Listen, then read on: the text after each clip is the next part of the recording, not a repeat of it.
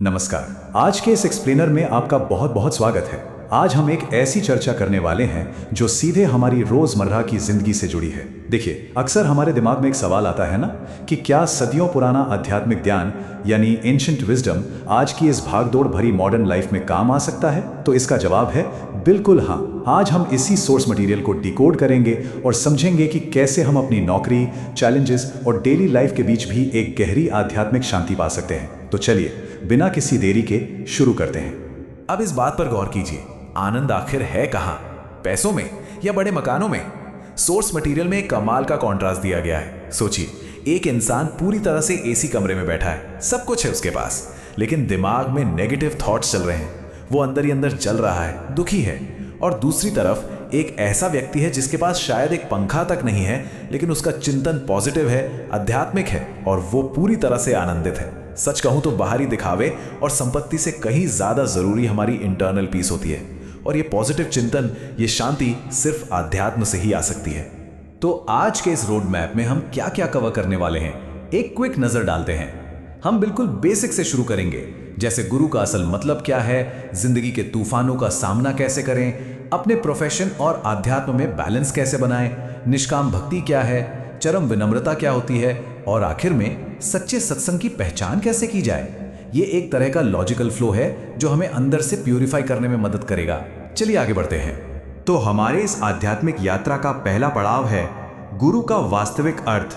चलिए इसे समझते हैं। देखिए, गुरु शब्द सुनते ही हमारे दिमाग में क्या आता है? अक्सर हम सोचते हैं कि किसी से कंठी पहन ली या कोई मंत्र ले लिया तो बस गुरु बना लिया। लेकिन यहाँ सोर्स मटेरियल एकदम क्लियर करता है, गुरु को सच में धारण करने का मतलब है उनकी आज्ञा का पालन करना। अगर किसी संत ने कहा कि भाई सदाचार अपनाओ, बुरी आदतें छोड़ो और मन लगाकर राधा राधा या राम राम का निरंतर जप करो, और आपने वो बात सच में मान ली, तो समझिए उन्हें आपने गुरु मान लिया। उनका फिजिकली आपके पास होना जरूरी नहीं है, उनके दिए गए निर्देशों को अपनी जिंदगी में उतारना असली गुरु धारण करना है। अब आते हैं दूसरे हिस्से पर, जो है जिंदगी के गहरे तूफानों पर विजय पाना। क्योंकि अध्यात्म का मतलब ये थोड़ी है कि लाइफ में प्रॉब्लम्स आना बंद हो जाएंगी, राइट? जब भी लाइफ में कोई बड़ी विपत्ति या तूफान आता है तो क्या होता है, हमारे सारे दुनियावी सॉल्यूशंस अक्सर फेल हो जाते हैं। ऐसे वक्त में सोर्स मटेरियल हमें एक बहुत प्यारी सलाह देता है, एक पहाड़ की शरण लीजिए। और वो पहाड़ क्या है? भगवान के नाम के जप का पहाड़। देखिए, अगर आप मुश्किल वक्त में दुनिया या लोगों से मदद मांगेंगे तो शायद उलझने और बढ़ जाएंगी।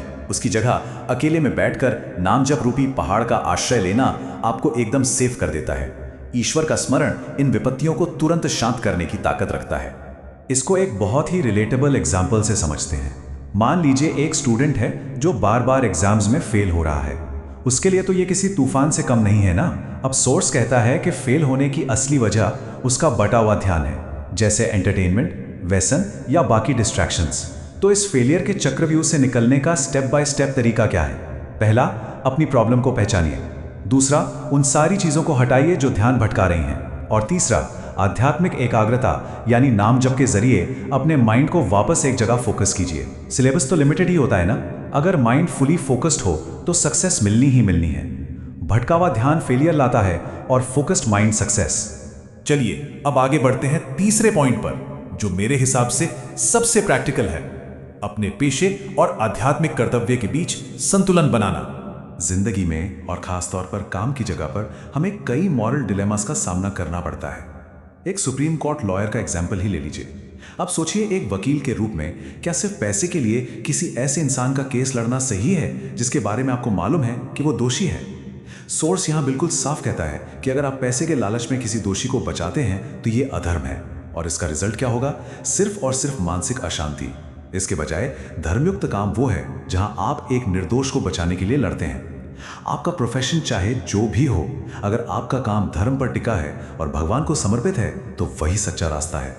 यहाँ एक और कमाल की बात आती है, खास तौर पर उन प्रोफेशनल्स के लिए जो शायद विदेश में काम करते हैं या ऐसी जगह हैं जहां कलीग्स का लाइफस्टाइल बिल्कुल अलग है।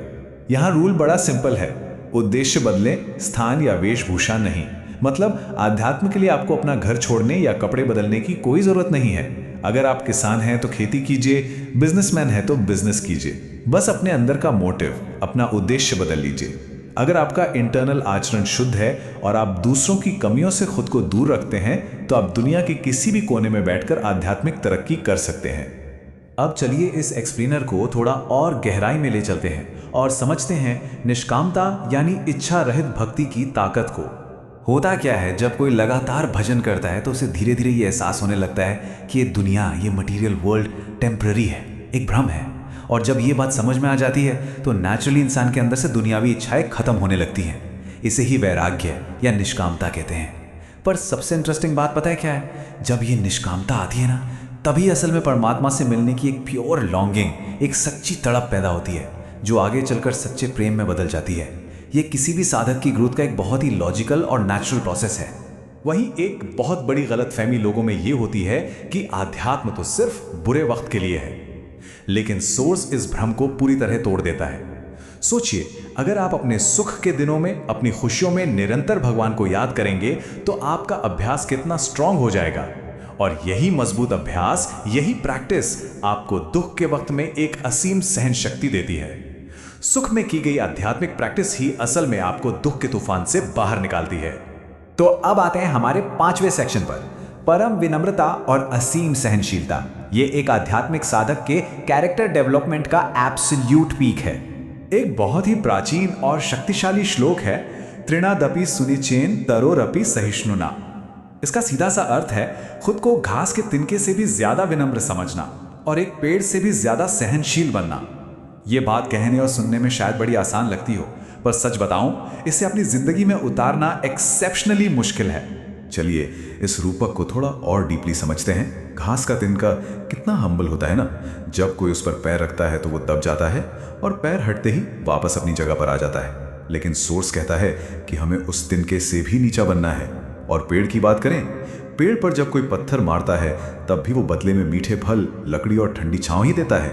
वो कभी सजा नहीं देता। एक सच्चा संत या आध्यात्मिक इंसान बिल्कुल उस पेड़ की तरह होता है जो सिर्फ और सिर्फ परोपकार के लिए जीता है। इसको और क्लियर करने के लिए सोर्स में ठाकुर हरिदास जी का एक किस्सा है जो सच में रोंगटे खड़े कर देता है। उन्हें 22 बाजारों में बेरहमी से कोड़े मारे गए।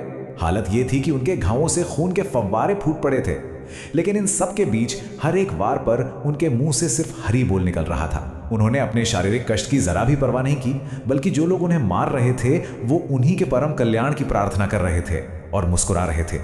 सोचकर देखिए, ये इस बात का जीवंत उदाहरण है कि परम सहनशीलता आखिर दिखती कैसी है, जहां इतने बड़े अपमान और शारीरिक नुकसान के बाद भी दिल से सिर्फ दूसरों के लिए मंगल कामना निकले। अब आते हैं आखिरी हिस्से पर। इस खूबसूरत पर मुश्किल रास्ते पर चलते हुए हमें यह कैसे पता चलेगा कि हम सही दिशा में जा रहे हैं? यही हमारा अगला सेक्शन है, सच्चे सत्संग के जरिए मार्गदर्शन। अपनी आध्यात्मिक प्रोग्रेस को चेक करने के लिए एक बहुत ही शानदार 3 स्टेप चेकलिस्ट दी गई है। सच्ची प्रोग्रेस तभी मानी जाती है जब ये 3 चीजें एक लाइन में हों। पहला, जो हमारे शास्त्रों में लिखा है। दूसरा, जो हमारे संत बोल रहे हैं। और तीसरा, जो हमारे दिल और हमारे रोज के आचरण में दिख रहा है। अगर आपका आचरण शास्त्रों और संतों की बातों से बिल्कुल अलग है और आप अपनी मनमानी कर रहे हैं, तो मेरे दोस्त, वो भक्ति नहीं, सिर्फ पाखंड है। ये 3 कसौटियां हमें रास्ते से भटकने से बचाती हैं। एक और बहुत इंपॉर्टेंट बात, देखिए, आध्यात्मिक रास्ते बहुत सारे हैं, ज्ञान मार्ग, भक्ति मार्ग, कर्म योग वगैरह। लेकिन कंफ्यूजन से बचने का सबसे बेस्ट तरीका यह है कि आपने जो रास्ता, जो इष्ट या जो गुरु चुन लिया है, उसी की शिक्षाओं पर दृढ़ता से टिके रहें। अलग अलग फिलॉसफीज को मिक्स करने से माइंड सिर्फ डिस्ट्रैक्ट होता है। आप सभी संतों की दिल से इज्जत कीजिए, बिल्कुल कीजिए, लेकिन मेथड्स और इंस्ट्रक्शंस सिर्फ और सिर्फ अपने गुरु के फॉलो कीजिए, ताकि आपका फोकस एकदम क्लियर रहे। और इसी के साथ आज की चर्चा के अंत में एक बहुत ही प्रोवोकेटिव सवाल आपके लिए छोड़कर जा रहा हूं। जरा सोचिएगा इस पर। आज की डेट में आपकी डेली लाइफ के जो भी एक्शंस हैं, उनके पीछे का असली मकसद क्या है? क्या वो सिर्फ पैसा और बाहरी मान प्रतिष्ठा है, या फिर एक डीप, पॉजिटिव और आध्यात्मिक शांति? सोर्स मटेरियल का पूरा सार यही है कि बाहर की दुनिया को बदलने से कहीं ज्यादा जरूरी है अपने अंदर के उद्देश्य को बदलना। इस एक सवाल पर आपका विचार आपकी पूरी आध्यात्मिक यात्रा की दिशा तय कर सकता है। आज के इस एक्सप्लेनर में मेरे साथ जुड़े रहने के लिए आपका बहुत बहुत शुक्रिया। सीखते रहिए और आगे बढ़ते रहिए।